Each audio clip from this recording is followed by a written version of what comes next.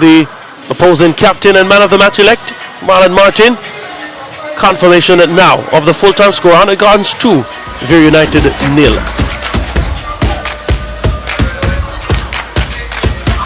Yo, friend, you're the voice of Alliant to represent for CVM tapping. Me and the girl, them bubblegum. Me and the girl, them bubblegum. Our days get a little complex sometimes. Often so many things make sense, yet so many do not. We are being intentional about giving prominence to the big stories in order to clarify and enlighten. Lead Story explains who, what, when, where, why, and how. Lead Story with George Davis, weekdays at 6:30 p.m. on CVM TV. No more fear of missing out. CVM TV News is on YouTube. Get up-to-date news, sports, and business content at CVM TV News anytime, anywhere. Subscribe now to CVM TV News to see it happen.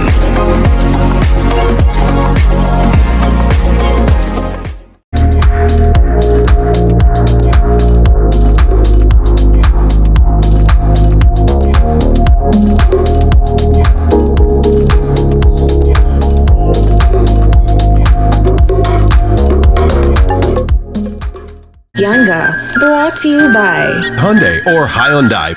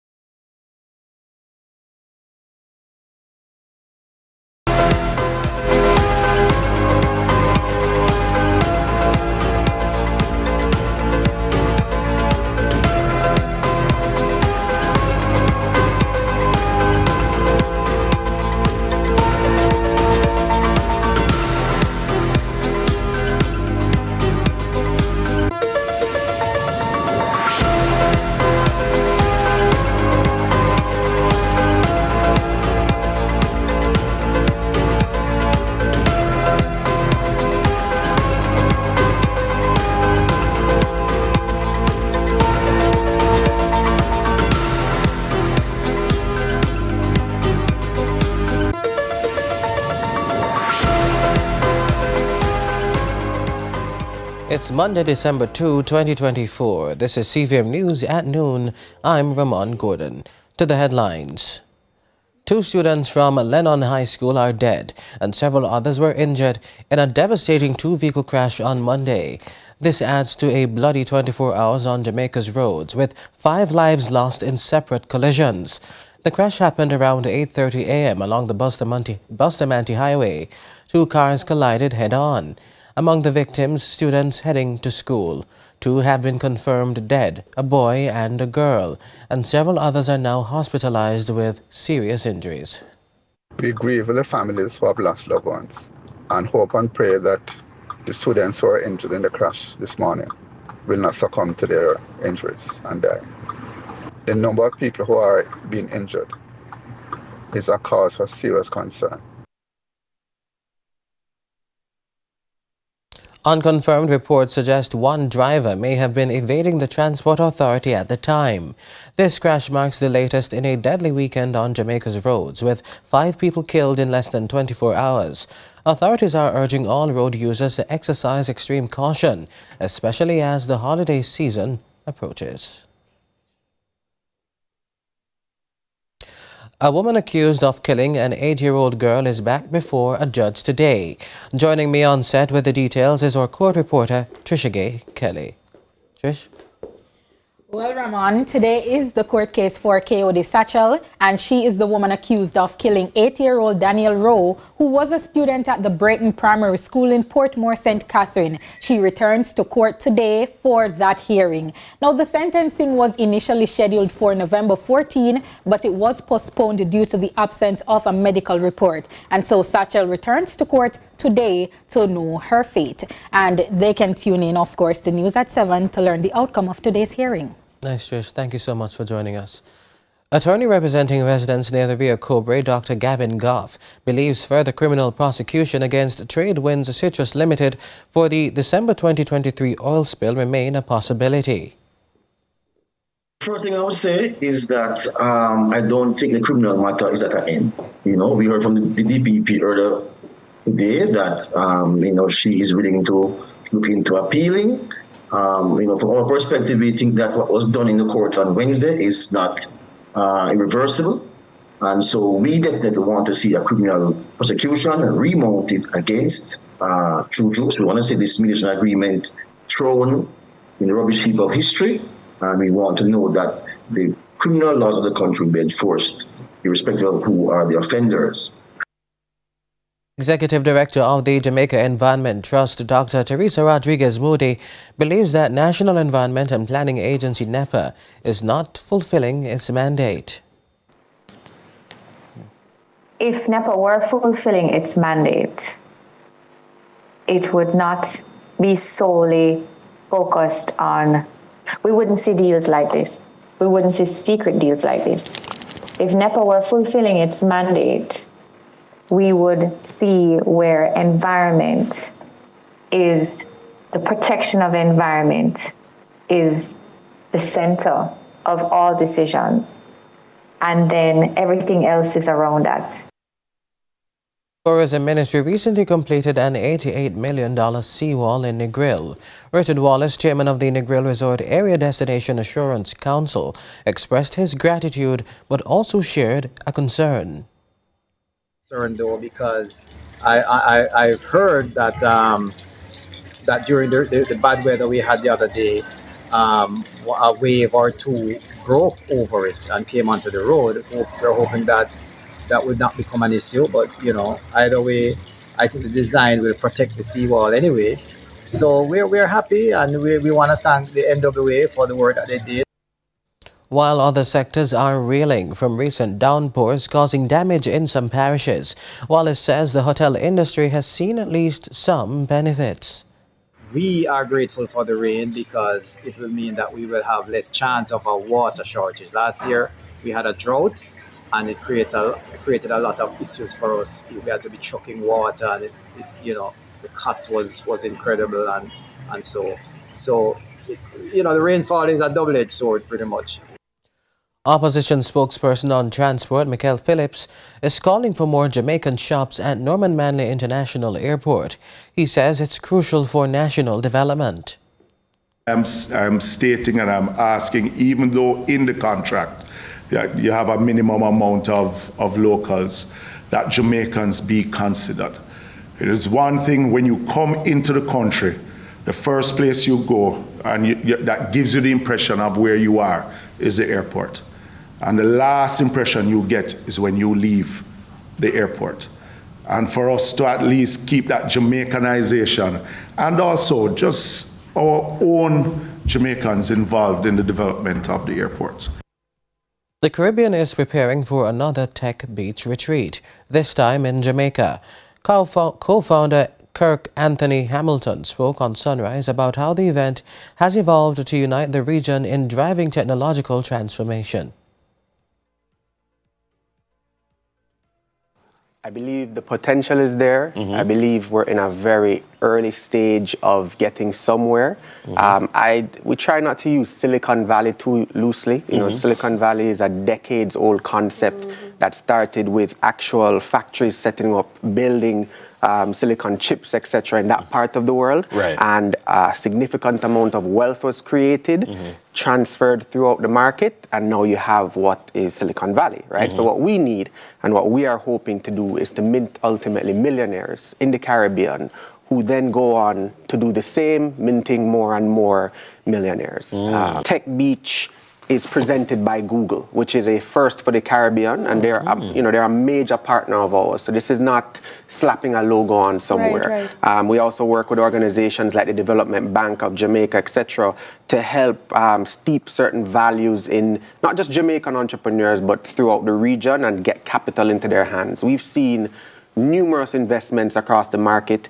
We've seen entrepreneurs from our programs get accepted into global spaces and global programs. We've seen them raise money from investors, both locally, regionally, and internationally. So we're seeing a lot of positive strides. As I said, you know, we have a long way to go because you need multiples of this to happen in order for you to really start talking about silicon anything.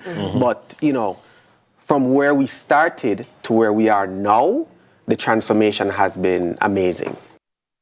Stay with us. More news after this.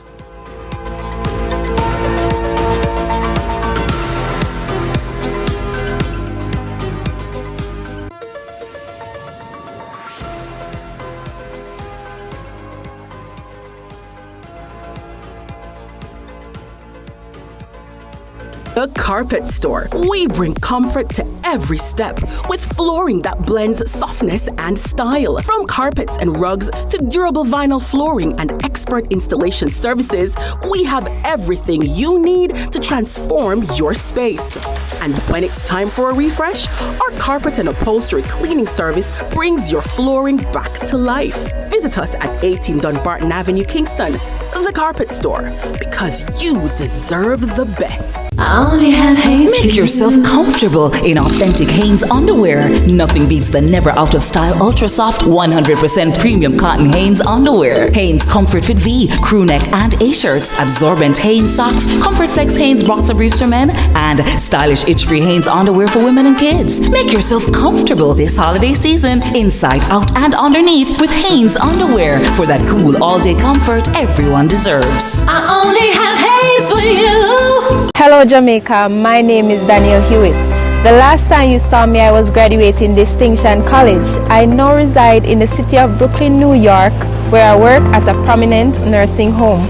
I've always wanted to become a nurse, but being a single mother and living on my own made my dream of becoming a nurse seem far-fetched. Checking out different schools and different programs, I chose Distinction College because of their affordable tuition, flexible schedule, and their hassle-free registration process. Distinction College offers different programs in nursing such as pediatric nursing, geriatric nursing, practical nursing, and even phlebotomy. Because of the training I got at Distinction College and the international certification, I am now licensed by the New York State Department of Health to work as a CNA in the state of New York. And it all started at Distinction College. I took that step. You can do it too. Choose Distinction College.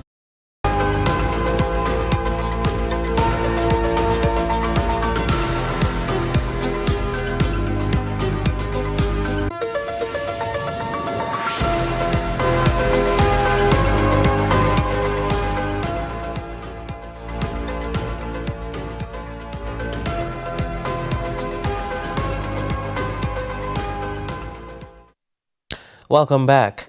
Jamaica's agriculture sector continues to play a crucial role in both domestic and foreign exchange earnings, with farming being a key livelihood for many.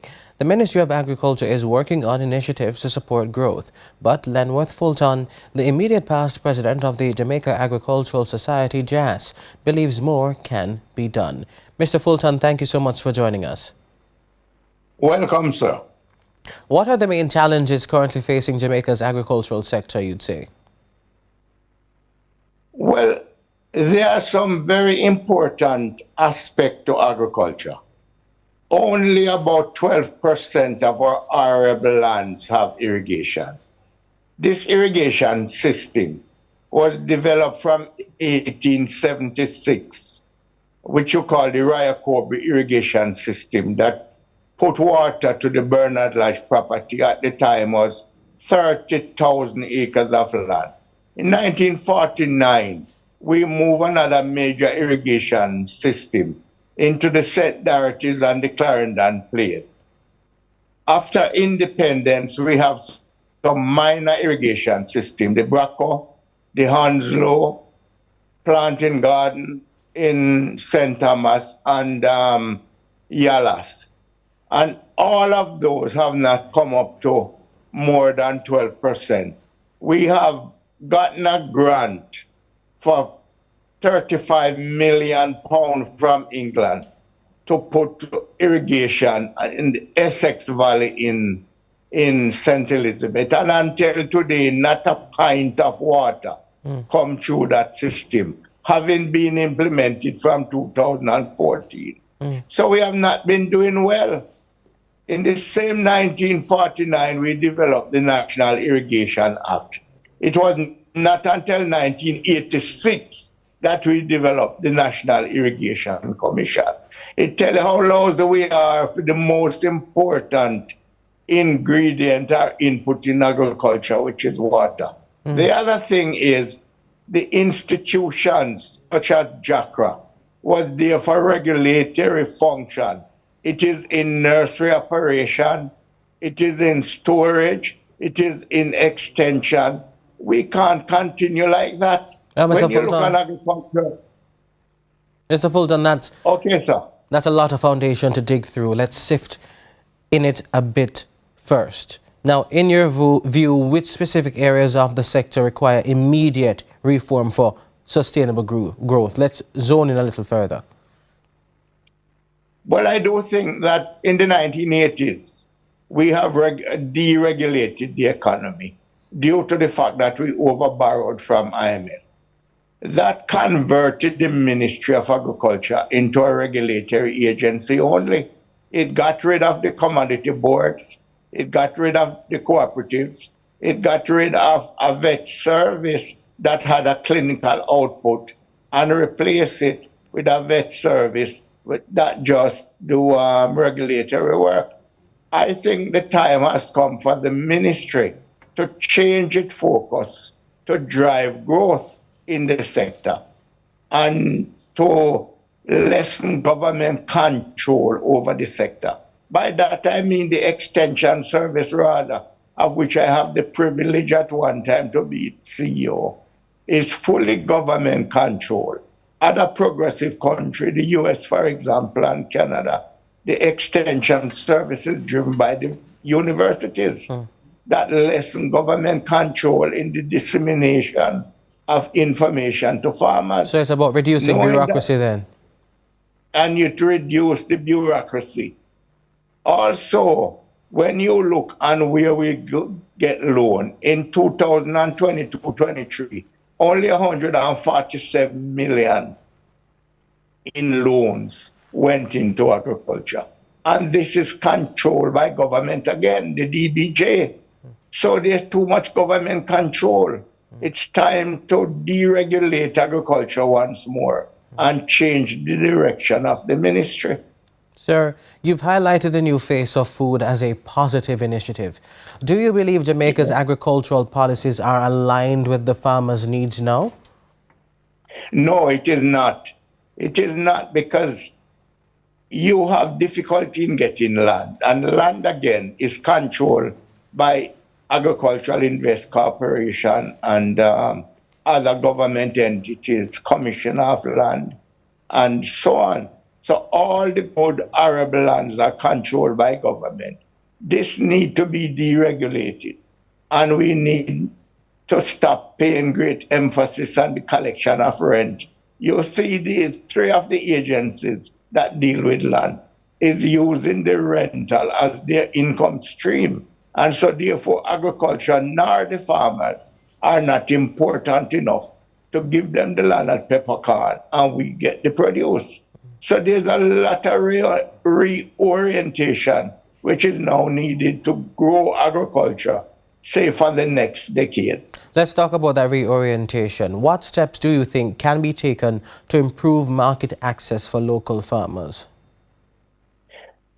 Well, our farmers grow principally for a fresh food market, evidenced by the parochial market, Coronation, and all the satellite market. So you need storage, and you need to bring to the fore a new breed of farmers who are going to grow for processing and value added that we have not had. Because those people who are in hot pepper, sauce, and all these things cannot get enough pepper, because we have been cutting up the land, giving people 2 and 3 acres. That can't spin commercial agriculture. So our prime agricultural property should not be cut up into smithereens.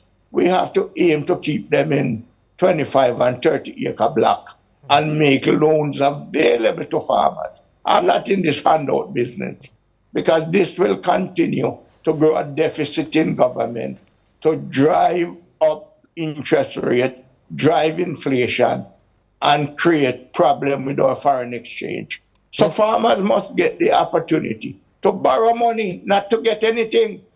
And we have to set the enabling environment for that. Mr. Fulton, you said something earlier about onboarding a new school of farmers, but with many young people showing a little interest in the agricultural industry, what strategies do you think could encourage greater youth participation? We need to make land available to them, cheap peppercorn. We need to suffice them with irrigation and lead them to the bank. Let them go and borrow money. They can live as good as any doctor, engineer, or politician. If they get the land, the irrigation is there where they're going to pay for too. And they get their loans. And they live as private business people, rub their shoulder with those in the private sector association. That's what